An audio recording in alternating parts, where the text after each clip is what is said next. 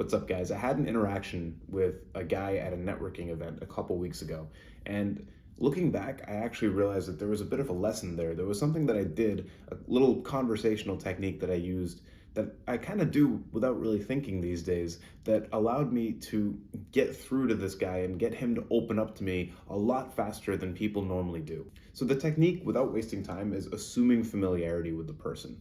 Okay, and you can use this on a date. You can use this at work, you can use this anywhere, and I promise you it works. So stick around with me later in this video, and I'm going to give you 3 different techniques that you can actually use to accomplish this, and you will start seeing results literally as early as this week. They're not very hard to implement. They're not some crazy conversational things. They're very, very subtle tweaks that you can start doing as early as today, and you will see results, I promise. Even if you pick one of them and use it, you will start seeing results. But before I jump into that, I want to just actually tell you the story. I'm at a networking event here in Cambridge. It's at a brewery locally.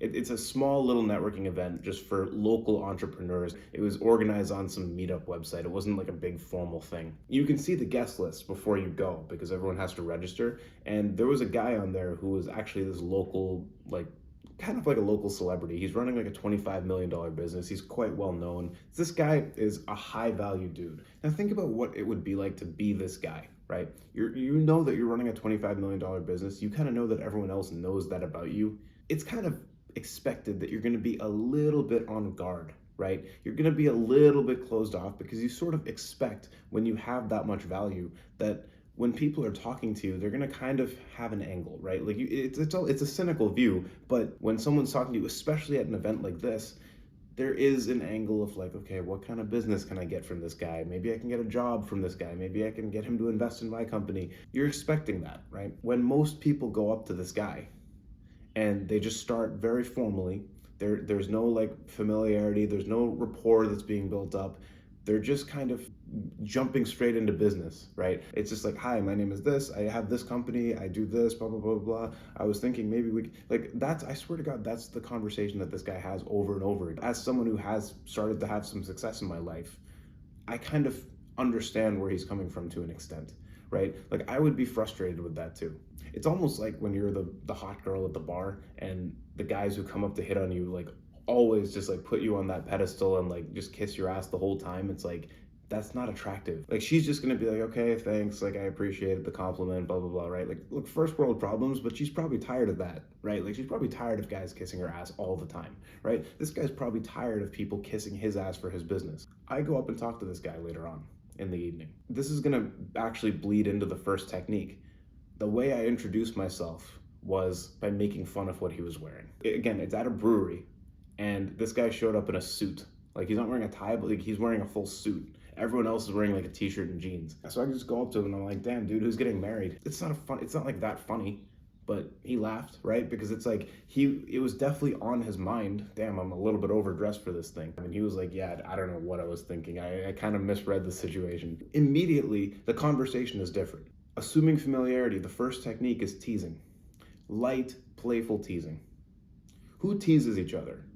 People who are close to each other. So when you start by teasing someone very lightly, very playfully, in a way that clearly indicates that it's a joke, not something that they're insecure about, obviously. You're not going to be damn, bro, you're so ugly, or damn, you're so short, what the fuck? That's just being rude, right? Again, the guy's wearing a suit in a brewery. Everyone else is wearing a t-shirt and jeans. That's the type of thing that you tease someone on. I remember I was talking to a girl a couple weeks ago at a bar, and she was wearing this bright fluorescent yellow dress. It was neon almost.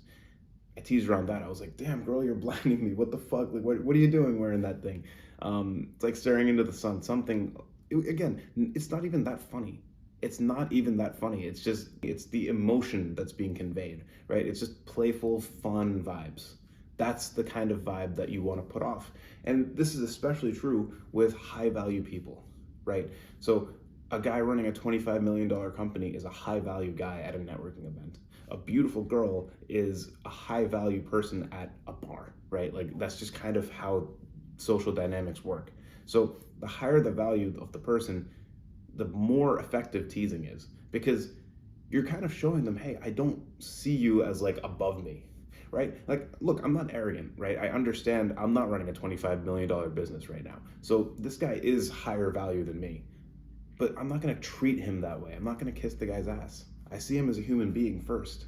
And that's refreshing to these people. That gets them to trust you. And again, it's like I'm not even doing this like to get him to trust me. It's just that internally I don't necessarily see him as like someone who needs to be treated differently because he's high value, right? Like the fact that he's 25 running a $25 million company doesn't change the fact that he's just a human being who I might vibe with, I might not, right? The fact that she's a beautiful girl at the bar doesn't change the fact that like we might not get along, you know? So it's like you're not going to learn about someone unless you treat them with familiarity, and teasing is a very, very easy way to do it. Don't overdo it, right? Like you don't want to just tease the person and tease and tease and tease, but light teasing, it is really helpful. So later on in this conversation, I used technique number 2. Now, again, I didn't even have the concept of this video in my head. It's not like it's time to bring out technique 2. Swearing a little bit.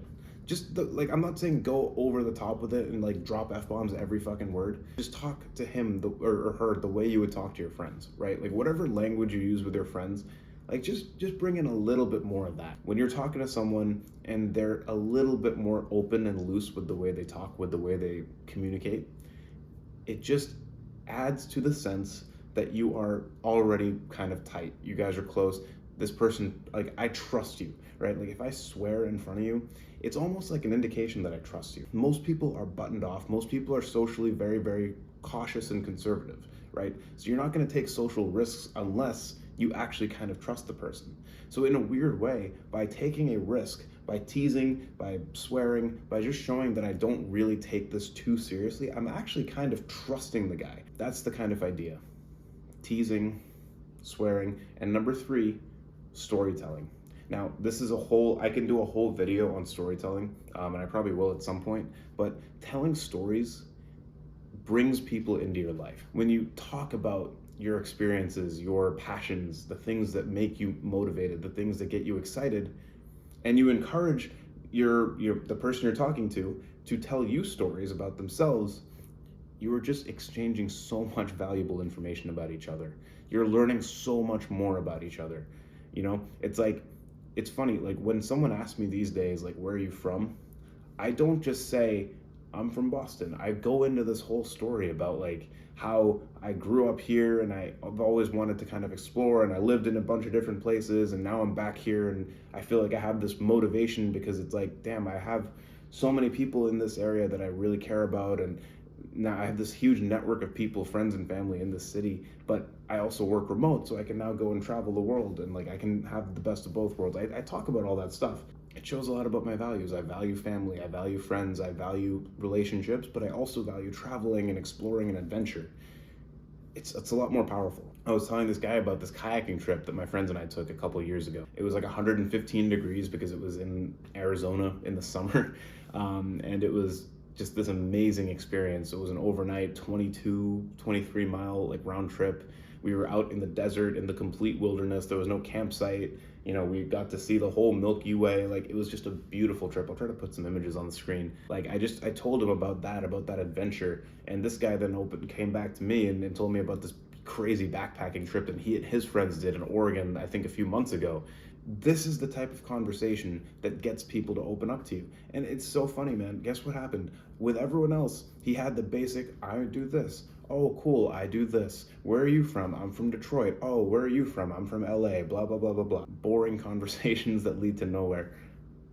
It's so funny, dude. This guy is the one who eventually asked me what I do for a living, what I do for work. He's the one who brought the conversation to a place where I could like extract value from him, right? I don't see it that way, but he is the one who initiated that, because there was a lot of rapport and trust built up. And that really sums it up. So again, just to sum up the 3 points, the 3 quick little action items that I have for how to assume familiarity in a conversation. 1, light teasing. 2, use a little bit more colorful language. Again, don't go crazy with it. And 3, this is probably the most important one, storytelling. Storytelling is so effective, I'm telling you. Thank you so much for watching, and let me know in the comments what you think.